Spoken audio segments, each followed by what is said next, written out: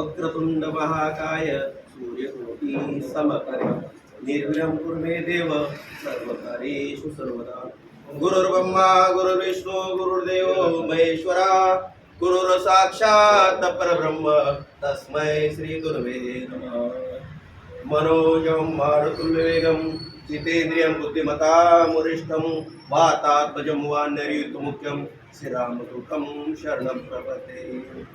समचरण सरोजं साधनीलाबुधावं जगन्नियतपानी मण्डलं मनालं तरुण तुलसीमाला कंजकंजनेत्रं सदैधवलासं विठ्ठलं चिंतयामि।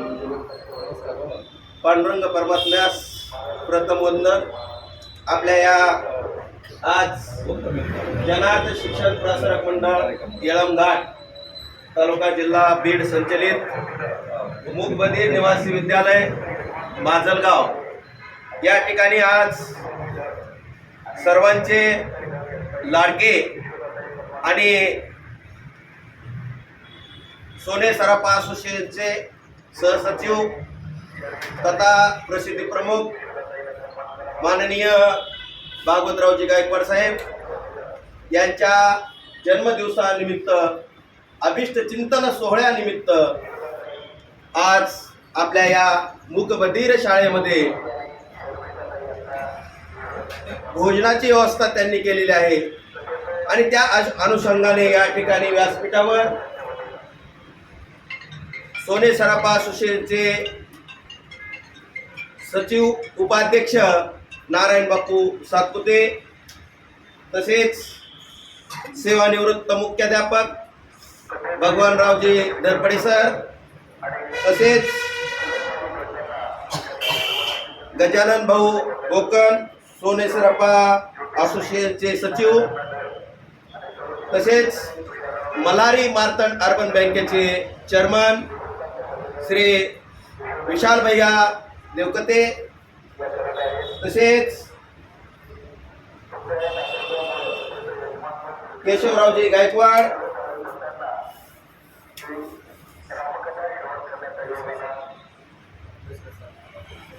सातपुते सर व आपल्या या शाळेतील सर्व शिक्षकवृंद मुख्याध्यापक विद्यार्थी विद्यार्थिनी सर्वच आज आपल्या या मूकबधीर शाळेमध्ये माननीय भागवतरावजी गायकवाड यांचा अभिष्ट चिंतन सोहळा मोठ्या उत्साहामध्ये संपन्न होत आहे आणि खरोखर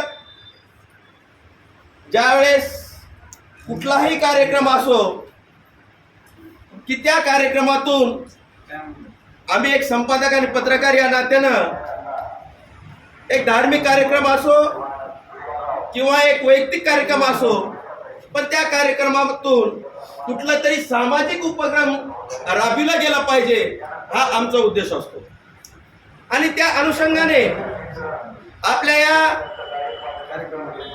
सोने सराफा भागवतरावजी गायकवाड यांनी अनेक वर्षापासून त्यांचा जन्मदिवस साजरा करत असताना काही वेळेस तरुण मित्र बांधवांना एक प्रोत्साहन मिळावं म्हणून त्यांनी क्रिकेट स्पर्धा ठेवण्यात आल्या होत्या।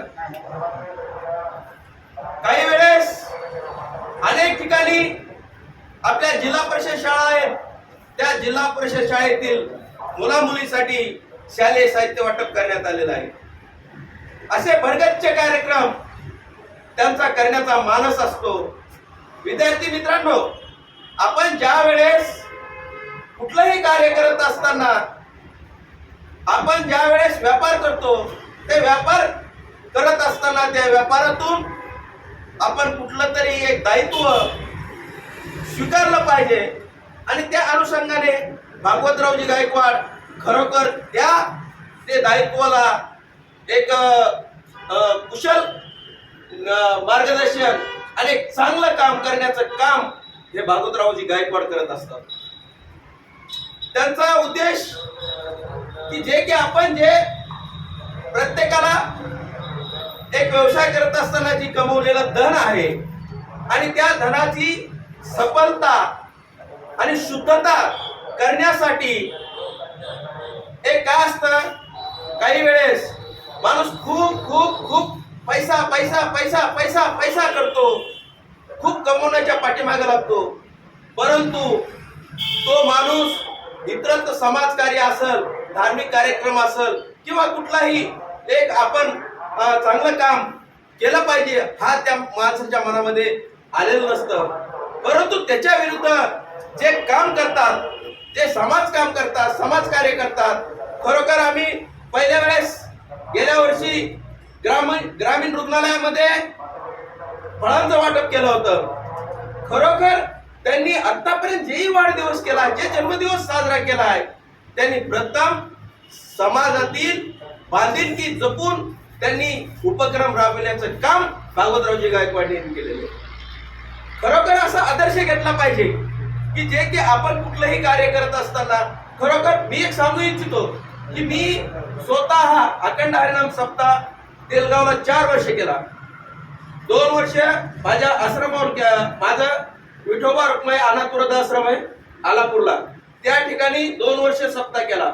परंतु ज्या ठिकाणी सप्ताह करत असताना आमचा हेतू असा असतो की त्या ठिकाणी आपण रोग निदान शिबिर असेल, मोफत रोग निदान शिबिर असेल, औषध मोफत वाटता येतील हा उद्देश असतो, रक्तदान शिबिर असेल, असे अनेक उपक्रम आपण राबविण्याचं काम करतो.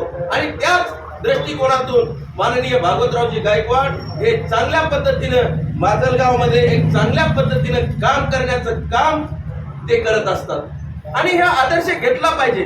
प्रत्येक माणूस, काही आपण पाहत असतो वाढदिवस करत असताना, काही कुठं वाढदिवसाचा केक कुणी लावेल, कुणी तोंडाला लावेल, कुणी अनुचित प्रकार एकदम करत असतात. परंतु ते कुठल्याही गोष्टीचा तसला वाईट उपयोग न करता हे चांगला एक सामाजिक उपक्रम करत असतात. त्यांना आपल्या शाळेच्या वतीनं, आपल्या सर्व या व्यासपीठावरील मान्यवरांच्या वतीनं, शिक्षक बांधवांच्या वतीनं, विद्यार्थिनीच्या वतीनं मी त्यांना दीर्घायुष्य, त्यांचं आरोग्य, सुख, संपदा, धन सर्व त्यांना म्हणजे ईश्वरचरणी प्रार्थना करेन की मिळो, त्यांचं आयुष्य चांगलं राहो. असेच पुढील कार्यासाठी त्यांना मी शुभेच्छा देतो आणि माझं लांबच चाललेलं भाषण थांबवितो. रामकृष्ण हरी.